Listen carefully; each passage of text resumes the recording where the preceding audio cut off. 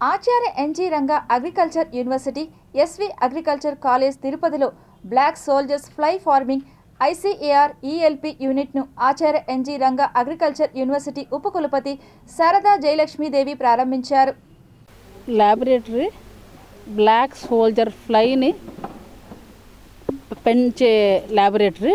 ఈ black soldier fly ఎందుకు ఉపయోగము అంటే ఇది ఏ విధమైన చెత్తనైనా కూడా ఎరువుగా మార్చే సత్తా దానికి ఉంది. ఈ బ్లాక్ సోల్జర్ ఫ్లైలో మామూలుగా ఉండే 4 దశలు ఉంటాయి.